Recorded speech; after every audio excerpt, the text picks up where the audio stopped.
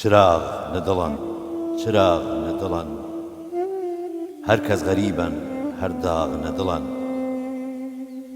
دڵەی غەریبان چون پەڕەی گوڵن گوڵ خار تێشنی شۆ خەیلی موشکلن گوڵ ئەربنی شۆش خارێ نەڕوخسار جە زەخمە ئەو خار زایف مەبۆزار غەریب ئەرپەنەش بواجان سەردێ هەر سەردێ پەرێش مەبۆ بەگەردێ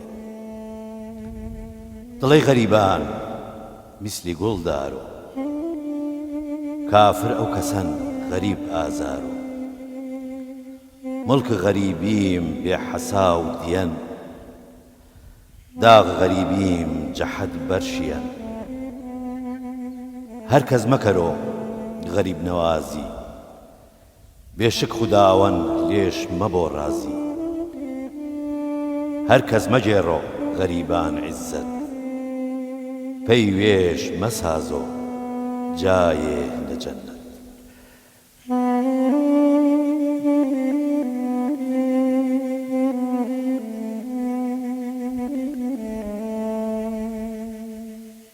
دەست و چاوتان خۆش بێ. ئازیزانم لە هەر کوێکن سڵاوتان لەبێ. خۆشەویستانم ئەمڕۆ ئێمە لەم سروشتە جوانی کوردستانەوە لە ناو سەوزایی سروشتی جوانی کوردستان و ئەو گوڵاڵە سوورانی دەوروبەرمان مشتێ لە خەروارەی ئەدەبیاتی کوردی یا با بڵێن ئەدەبی کوردی باسێکی کورد لەسەر بێسارانیەکەین. ئەویش بە ئامادەبوونی میوانانی ئازیز دکتۆر حەمە نووری کاکی مامۆستای ئەدەبیاتی کوردی با بڵێن بەڕێزیان دکتۆرەکان سەر ئەدەبیاتی کوردیە، برای موزیکژان کا کاروان محمود ناسرا بە کاروانی باڵەبان هەمووتان بەخێر بن دەستخۆشی بۆ تۆش کاک حەمید خۆشەویستانم لەگەڵمان بن بۆ باسی ئەمڕۆی قەلەندەرخانە لەسەر بێسارانی. مامۆستایان لە تۆ دەست پێیەکەم و پێشەوەی هەرچیەک بڵێم ئەمێ باسێکی کورد بۆ ئێمە بۆ بینەران لەسەر بێسارانی کێیە و چۆن باس لە بێسارانیەکەیت یا دەور و زەمانی بێسارانی ئەگەر بە کورتیش بێ سپاس ژیان نامە یان وەکو زاراوە ئەدەبیەکەی ئەگەر باسی بیۆگرافی بکەین ئەو شاعرە کۆنانە ناکرێ بە درێژی باز لە دایک بوون و مردن و خوێندنەوەی بکەی بەڵام باشترینەوەیە بڵیت هیچ کام سەدەیە بەڕاستی بێسارانی لە ساڵەکانی 1643 وەکو سەرچاوەکان دیاریان کردووە لە دایک بووە بێگومان پێش خانای قوبادی و مەولەوی و کۆمەڵی شاعری زاراوەی یان بڵین ناوچەی هەورامانە بێگومان ئەو بنەماڵە ئاینەکانیان ئەوانەی مامۆستای ئاینی بوون و بێگومان مامۆستای ئاینی کە ئەڵەی وەکو ڕووناکبیرێک و ڕۆشنبیرێکی نەتەوەکە بووە باوکی خوێندنی پێ تەواو کردو و چەند شوێنێک گەڕاوە تا سنە زیاتر نەڕۆشتۆ لە دەوروبەروی ناوچە لۆکاڵەکەی خۆیانە خوێننی تەواو کردووە لە دواییە مەلایەتی کردووە لە گوندی بێساران تا کۆتایی ژیانی هەر لە بێساران بووە. بەڵێ مامۆستا باز لەوە بکەین کە جەنابەت فەرمووت بێسارانی پێش مەولەویشە کەواتە ئەکرێ کەمێ بەورتر لەسەر ئەمە بوەستین ئەکرێ بڵێن کاریگەری بێسارانی لەسەر مەولەوی و لەسەر شاعرانی دوای خۆی بە دیالێکتی گۆران و جیا لە دیالێکتی گۆرانیش. پرسیارەکەی جەناب پرسیارێک کە تا ڕادەیەک فراوانە بە هەموو ئەدەبەوە پەیوەندی بە هەموو ئەدەبەوەی فراوانیشە بێگومان هیچ کەسێک هیچ شاعرێک یا هیچ نووسەرێکی هەموو دنیا هەموو شتەکانی زادەی بیر و ئەندێشە و مێشتی خۆی نییە. هەموو شاعرەکان یان ئەم دەسا و دەست هەمویان کاریگەریان لەسەر یەکتری هەیە. لە دیوانی مەولەویە گەر سیر کەی بە دڵنیاییەوە یەکێک کە زۆر زۆر سەرنجی مەولەوی ڕاکێشا بێت شعرەکانی زۆر بە دڵ بێت ناوی زۆر هاتبێت تەنانەت وەکو ناو بێسارانیە. شعرەکانی بێسارانی زۆر زۆر لای مەولەوی جێگای کاریگەر و جێدەستی دیار بووە بەڕاستی چ لە ڕووی شعر و بیر و ناوەڕۆکەوە چ وەکو وشە و دەستەواژە بۆ نمونە دەست پێکردن وەکو شعرەی برای بەڕێز خوێنیەوە چراغ واتە چرا یا ئیمشە و لەیل شیرین ئەم وشانە کە ئەتوانی بڵێ وشەی فەرهەنگی بێسارانین بەڵام دوای بێسارانی مەولەوی کاریگەر بۆ پێی ئەوانی بەکارهێناوە مەولەویش چەند شعرێکی کە ئەو شانی تا بەکارێناوە تەنانەت وەکو ناوی بێسارانی بەکارهێناوە لە شعرەکانیان جگەلەوە مەسلەیەکی کە ئەو داڕشتن و تەکنیکی شعر تەکنیکی شعری زۆربەی زۆری شاعرانی کوردی گۆران ئەگەر ڕاست بڵین یان شاعرانی شێوەزاری هەورامی لەسەر یەک جۆر شێوە و تەکنیکە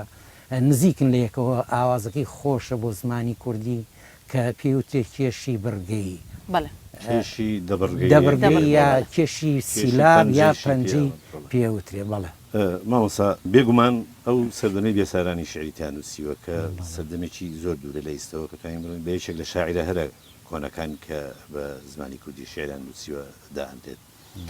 ئەو سەردەمە نەک هەر لە ئەم ناوچەیە بەڵکو بگرە لە زۆربەی وڵاتان هەر لە هەموو جیهانە ئەدەب هەمووی کلاسیک بووە نەک ئەدەب تەنانەت هەموو بابەتەکانی هونەریش هەر کلاسیک بووە بەڵام ئەوەی کە وەکو فۆرمی شعری هەندێک جار هەست بە جۆرێک لە ڕۆمانسیزمەکەی لەناو شعرەکانی وێسارانی یا ئەو شاعرانی کە زۆربیان بە شێوەزاری هەورامی نووسیویانە نەزانم ڕای بەڕێستان بەسەر ئەگەر ڕاستتر بۆی بڕۆین ئێمە سنوورێک نییە بە تەواوی چونکە ئەمە خاک و تۆپۆگرافی و جوگرافی نییە ئەدەب دیاریکە بەڕاستی سنوورێکی وانە بڵێ لێرە ستۆپ وەستانێکی بە ئەدەبی کلاسیکی بڵێ تر بەردەوام نابێ هەرچەند شتی کەشەیە پێش ئەو سەردەمەشەکەوێ ئەگەر ئێمە لێ کۆڵینەوەکەمان یا لێدوان و ئەم دەمەتەقی و قسەکردنمان لەسەر شعری ڕۆمانتیک یا ڕۆمانسیەت و بێسارانی بێ باشترین وایە کە بڵین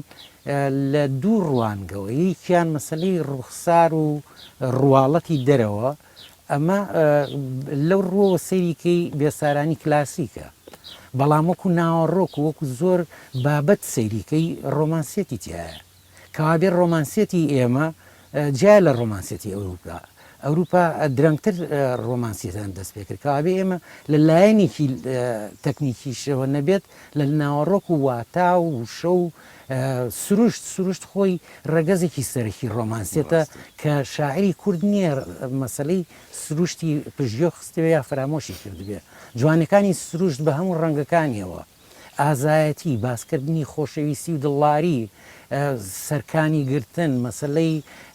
ڕوبەڕبوونەوە لەگەڵ خۆشەویست و نەبینیان یان دواندنی سروشت چڵێک درەخت دواندن چڵێ درەخت یان لە بینی خۆشەویستەکەی و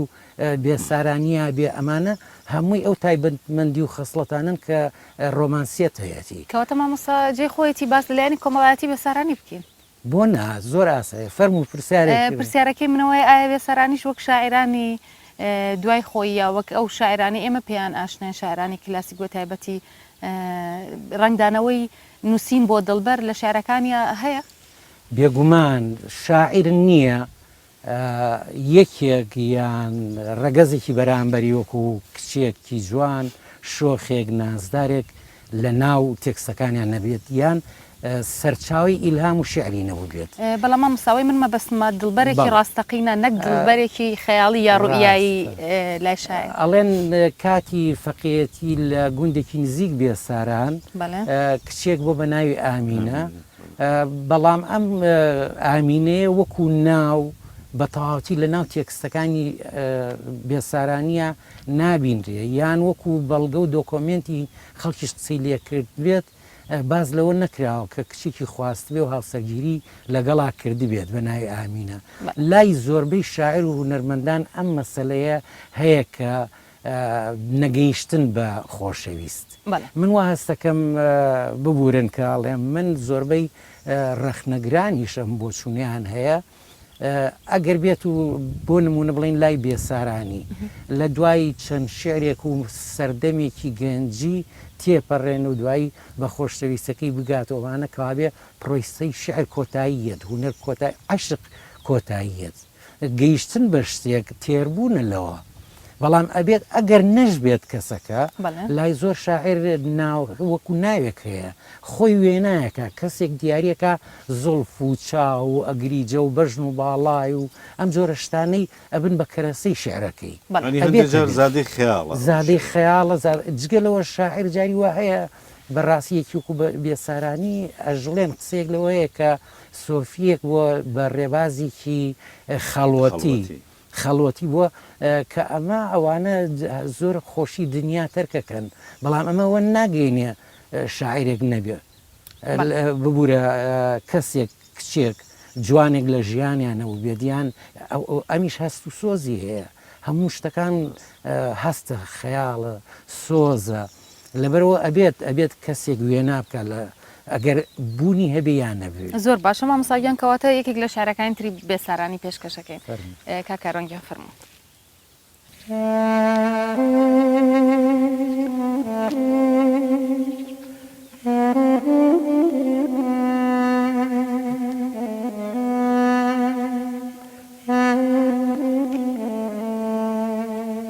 بێسارانی دەڵێ چراخ وەنەوشە چنوور چەنی گوڵ عزمی ڕای ویساڵ تۆشان هانە دڵ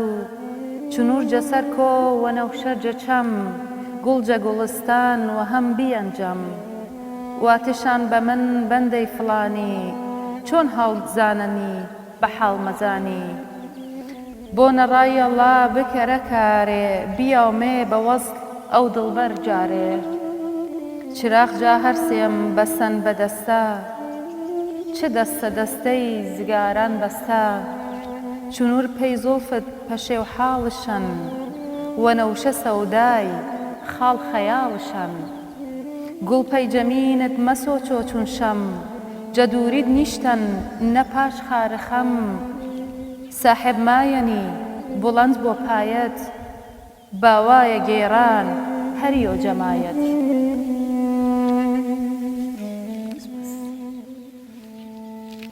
دکتۆر ئەم شعرانەی بێسارانی هەندێک گوشە زۆر دووبارە بۆتەوە کە ئەچێتە پێشی شعرەکانە وەکو وشەی چراغ وەکو ئەم شەو وەکو هەندێک وشەی ترکە دووبارە ئەبێتەوە ئەمە لە شعرەکانی زۆر دووبارە بووە و کاریگەری لەسەر شاعرانی دوای خۆشی هەبووە من ئەوەی کە وەکو ئێڵێم چراغ مەبەستی چییە؟ بورەگەر خۆی واتە چرا بەمان شعرەکە لێرە سەیکە ئێمە بێ لە شتێکی کە بدوین ئەجا وەڵامی پرسیارەکەی جەنابی ئەویش چییە؟ هیچ شاعیرێک یان کۆمەڵە شاعیرێکی سەردەمێکی دیاریکراو نییە شێوازێکیان نەبێ شێوازێکی دیاریکراو کە پێوتێ ستایلی ئەوان کەواتە مامۆستا ستایلی ئەم بەکارهێنانی کۆمەڵە وشە و دەستەواژەیە کە تایبەت بەخۆی کۆمەڵێ وشە و زارا و دەستەواژەی ئەدەبی هەیە بۆ نمونەی شاعیرەکان ئەوانەی لە شعری لیریکە شتیان وتووە هەمووی لە یەکە چێ یا یەکیان دەست پێشکەر بوو ئەوانی کە بە دوایە باسی لێوەکەن یا ئەو وشانە لە ناو دێڕە شعرەکانیانە تەوزیفەکەن ئەمە لایەنێک بەڵام مەرج نییە هەموو ئەو کۆمەڵە شاعرە یەک ستایل و یەک شێوازی دیاریکرایانە بێ ئێستا بۆ نمونە بێسارانی ئەو شێوازی هەبووە تا شاعرانی کلاسیکی سەردەمی نالی و کوردی و سالمیش پەیڕەوی ئەو ستایلی ئەویان کردووە ئەویش چییە؟ دواننی بەرامبەرەکەی یا بڵین قسەکردن ڕوبەڕوو لەگەڵ خۆشەویست بەڵام یا ناوی خۆی ناڵێ یاڵێ یار یاڵێ جانەکەم یاڵێ چاوەکەم یاڵێت چرا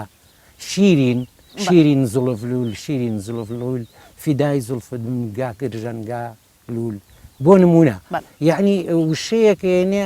بێسارانی ئەوەیە بینێت دیوانەکەیە ئەم وشانی زۆر بەکارێنەوە ئیم شەو چراغ زیاد لە دەیان شعری هەیە سەردێڕەکەی بەوە دەست پێەکە جا ئەمە کۆمەڵێ وشەی فەرهەنگی تایبەتە بەو شاعیرەوە کە بەکارێنە لەیلەکەم بۆ نمونە یان چنار ناوی ئەو گوڵ و ئەو قەدی باڵای دارێک شوبێنێ بەوە هەرچی وشەیەک بەلای ئەمە وەکو مەسەلەی ڕۆمانسیەتەکەش لە لای خۆش بێ یان وشەیەکی خۆی ئاشنایە پێی بێگومان شاعرەکان بە تایبەتێکی وەکو بێسارانی و ئەمانە پەکیان لە مەسلەی بەدەستێنانی وشە و گەڕان بە دوای وشان نەکەوتووە مامۆستا- وشەیەکی زۆر لەبەردەستیان نبووە. بەڵێ بمبورە ویستمە پرسیارە بکەمایە کاریگەری بێسارانی لە دوای خۆی هەر لەسەر شاعرانی با بڵێن دیالێکتی گۆران بۆ یا لەسەر شاعرانی دیکەش هەبووە. بێگومان کاریگەری هەر بەردەوامە لەوانەیە ئەمڕۆ شاعرێکی ناوچەی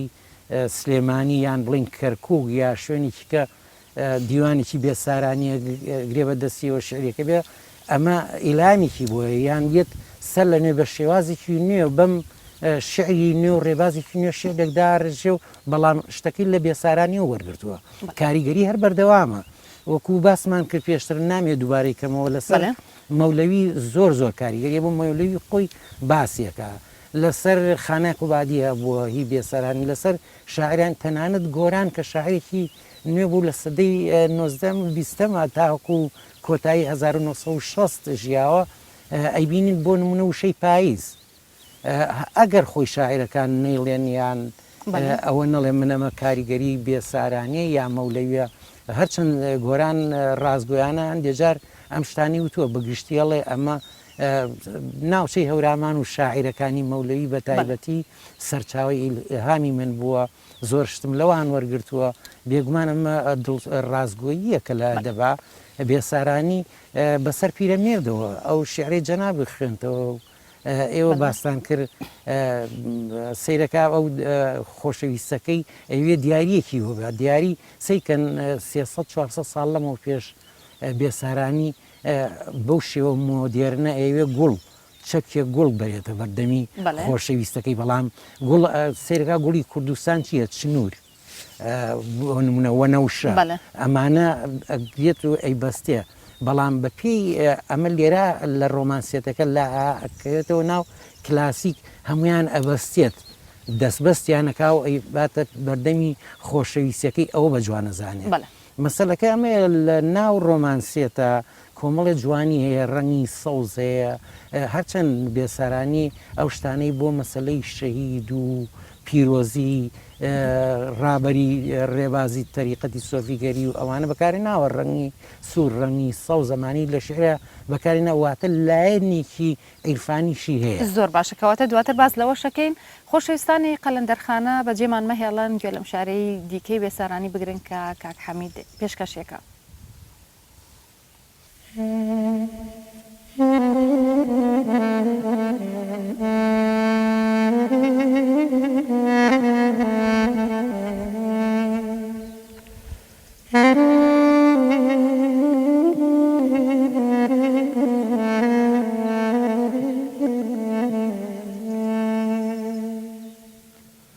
چراغ ڕەزان بۆ چراغ ڕەزان بۆ خاس ئێدەنگڵ کۆم لە پای ڕەزان بۆ نزیک وە پرشنگ پای قەڵوەزان بۆ ئامێتەی خاکم وەڵجێ خەزان بۆ با خاچە گڵ کۆم خاچی نۆ نەبۆ با یەکجار کۆنەی 100 ساڵ کۆ نەبۆ بەڵکێ قیبلەی وێم جەناکام جارێ بەیۆ سەیران عەزمی ئێشکارێ نابەڵەت بنیۆ وە گڵ کۆمدا وە قەبری تازە تەنیایی تۆمدا تاجە ژێری سەنگ ساکین بۆ دەردم نەپاسەنگ سۆجۆ بە ئاهێ سەردم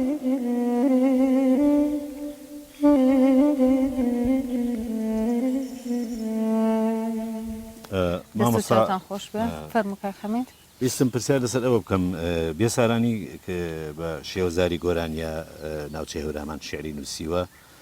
کەسێک لەو کەسانی کە کاریگەری زۆر بووە لەسەر ئەوەی کە ئێمە ئەم شێوە زمانی خۆمان سۆرانی کە بڵین بێسارانی بناسین ئەویش پیرەمێردی شاعیرە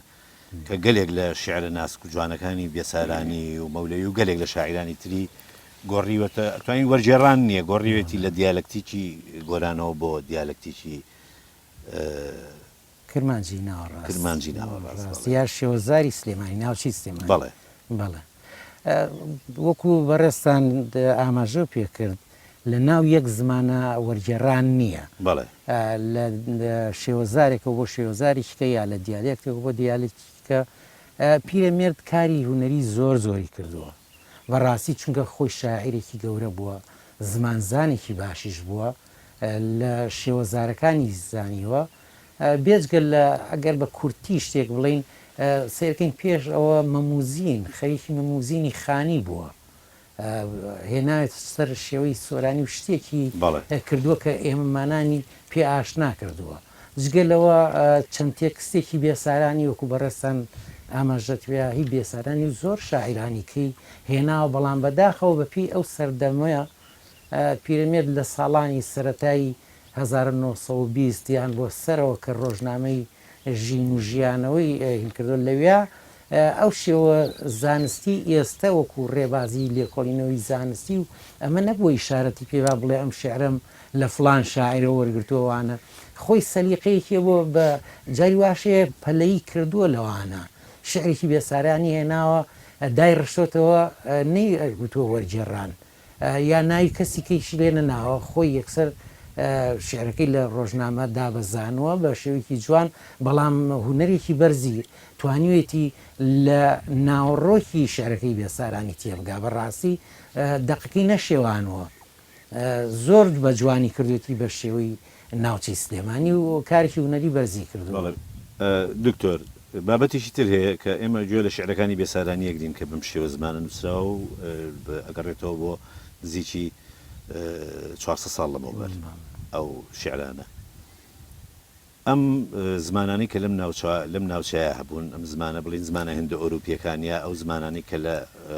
وڵاتی ئێرانی گەورە ئێرانی گەورەیە قسەی پێکراوە هەندێک لە توێژەرەوان پێیان وایە کە یەکێک لە کۆنتترین زمانەکان شێوە زمانەکان یا زمانەکان لەم ناوچەیە زمانی گۆرانە تا ئێستا ئایا چەند توێژینەوە لێکۆڵینەوە لەسەر ئەم بابەتە کراوە تا ساخرێتەوە بەڵێ ئەو پرسیارە بێ بە شێوەیەکی زانستی بە پێی دۆکۆمنت و بەڵگە یا تێکستی ئەوانی کە هەیە لە بەردەستە باسی لێوە بکەین ڕاستە ئەو ناوچەی کە باس لەکە یان بە ئێمە واز لە سنوورە جوگرافیەکە بێنین کاڵەی ئێران خۆ سەردەمێکیش جیاکردنەوەی زمانەکان لە سانسکریتەوە لە دواییە وتراوە هیندۆ ئێرانی دوایی وتراوە هیندۆ ئەوروپی دوای لێکۆڵینەوە توێژینەوە بۆیان دەرکەوتووە ئەم زمانانە سەر بە یەک بنەماڵە و خێزانە زمانن ئێمە با درێژ نەڕۆین لەسەر ئەوە لە ناو ئەو ڕوبەرەی کە پێوترێ ئێران شەرت نییە کە سنووری ئەفغانستان و پاکستان و زۆر شوێنی کەش ئەبێت کوردستان بەشێکە لەوێ گرانیەک هەیە لە ڕووی زانیاری و زانستیەوە ناتوانین ئێمە یەکسەر بڵین وڵا ئەم زمانیان پێش ئەو زمانەی یا ئەم بەشێکە لەوە ئەمە دیاریکردنێکی زۆر قورسە بەڵام ساختکردنەوەیکی وانە بەڵام جێ خۆی گرتو ێستا زمانی فارسی هەیە زمانی کوردی هەیە ئەوە لە ئینسیکلۆپیدیای زمان تەنانەت لە بەریتانیا لە کامبرج ئەمانە هەمووی تەنانەت خەریتەی بۆ کراوە وەکو نەخشەیەکی زمان هەمووی جاکراوەتەوە بە دیالێکتەکانیشەوە زمانی کوردی زمانی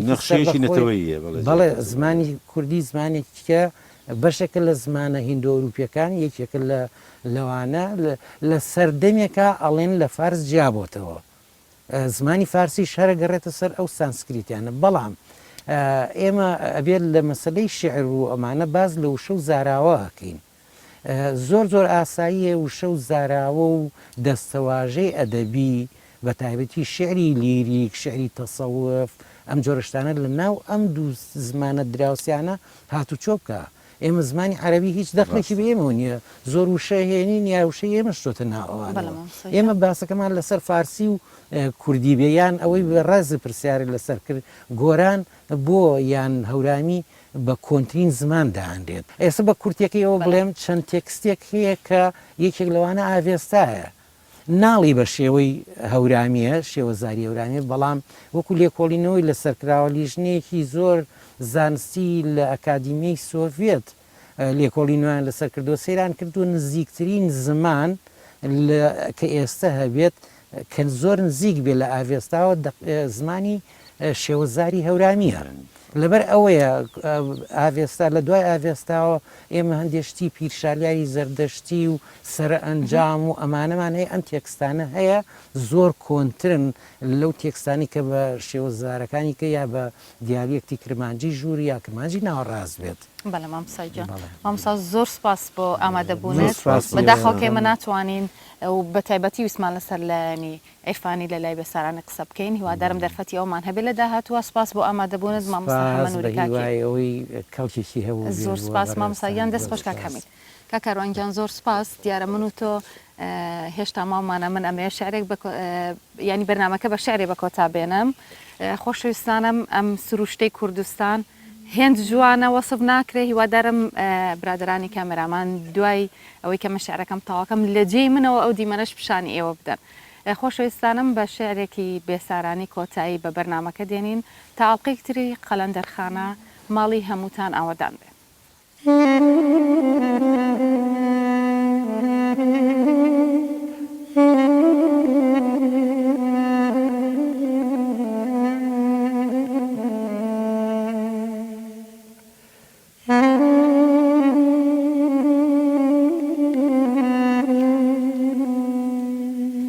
بێسارانی وتویە چڵێ جەپەنا چڵێ جەپەنا چڵێ چون ڕەقیب مەدران جەپەنا هۆر ئامان مدران نەڕووی تەمەنا مەر بادی قودرەت بدە ڕۆژ فەنا وە بادی قودرەت لەتار لەتار بۆ